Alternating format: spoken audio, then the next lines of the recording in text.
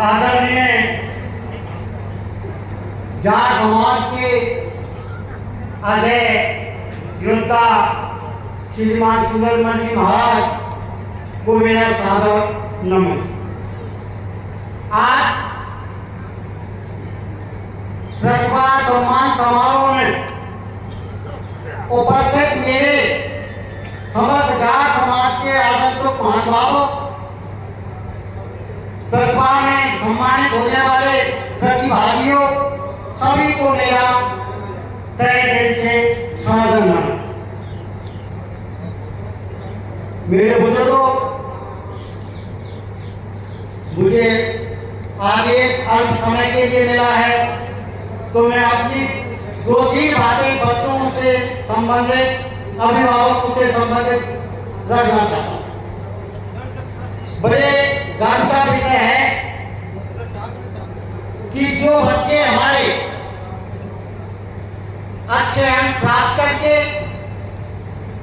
अच्छा पद प्राप्त करके और अपने समाज को गौरवान्वित करते हैं, लेकिन मेरा निवेदन है उन बच्चे बच्चियों से, क्योंकि मैं भी शिक्षा में रहा हूं और जिला शिक्षा अधिकारी के पद से जिला राजसमंद से सेवानिवृत्त डीओ हूं, तो मुझे शिक्षा के क्षेत्र में, पढ़ाने के क्षेत्र में मैंने कोई रिसर्च तो की नहीं, लेकिन कुछ अनुभव किया है जगह जगह घूमकर।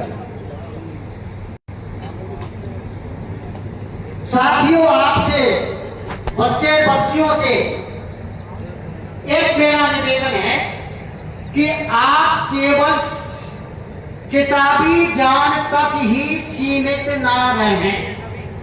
बड़ा गौरव, बड़े हर्ष का विषय है कि आप 95% ला रहे हैं, लेकिन साथियों, जब हम कंपटीशन फाइट करने जाते हैं तो वहां 65% पर भी नहीं थे। इसका कारण कि हम अधिकतम समय जो सीमित लिमिटेड कोर्स है, लिमिटेड पाठ्यक्रम है, उसको तो रट जाती, लेकिन उसके साथ साथ जो हमें आईक्यू की आवश्यकता होती है, जो अंडरस्टैंडिंग की क्षमता होती है, वो चीजें हमारे पास नहीं होती हैं। और यही कारण है कि मैं, बहुत से बच्चे हैं, मेरा एक स्वभाव है, जिस गांव में जहां भी मैं ये सुनता हूं कि भाई इस बच्चे ने 90% या 95% या 85% से अच्छे अंक प्राप्त किए, मैं वहां उस गार्जियनों से मिलने की कोशिश करता हूं और उनको यहाँ तक कहता हूं कि आप बच्चे पर पूरा ध्यान दें।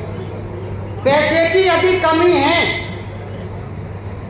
तो आप जायदाद बेच दो, जमीन बेच दो, मकान बेच दो, लेकिन बच्चे को उस मंजिल तक पहुंचा दें जिस मंजिल पर हमें पहुंचाना है। इसके साथ ही हमें ये भी तय कर लेना चाहिए कि हमारा बच्चा किस पक्ष में जाना चाहता है, किस तरफ जाना चाह रहा है, किस प्रगति की ओर बढ़ना चाहता है।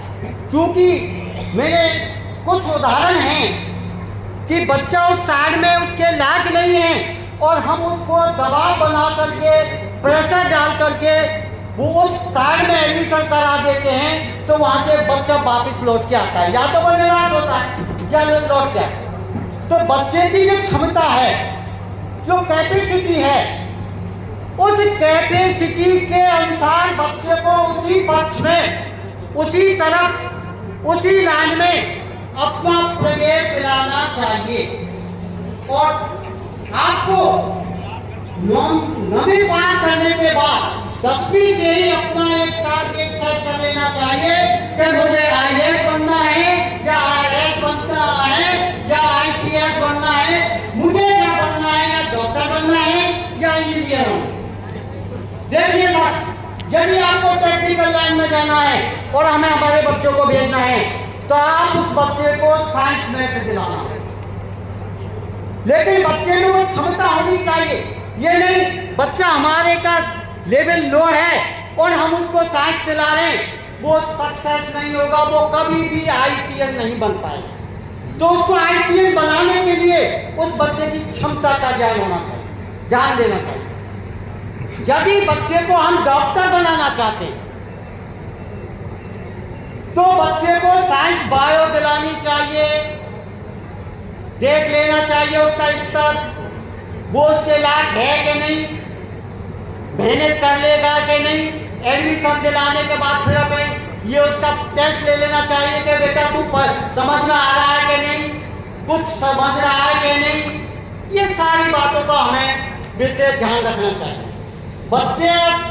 बच्चियों को जो अपना पढ़ाएंगे, आपने देखा अर्जुन वाली बात सुनी होगी कि जब अर्जुन से पूछा गया था कि अर्जुन आपको क्या दिख रहा है, तो अर्जुन ने ये कहा कि मुझे कुछ नहीं दिख रहा है, मुझे सिर्फ उस पेड़ वाली चिड़िया के आंख का हीरा दिख रहा है, बाकी कुछ नहीं दिख रहा।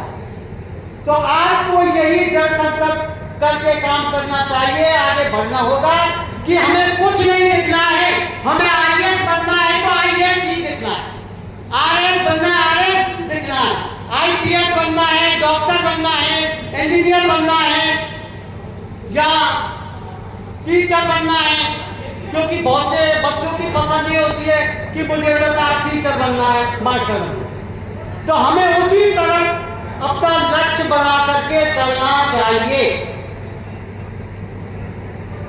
एक विशेष ध्यान रखने की बात है कि माँ बाप को बच्चे को पढ़ाने के लिए 3 फैक्टर याद रखने पर चाहिए। पहला, बच्चे की लगन और मेहनत, दूसरा पैसा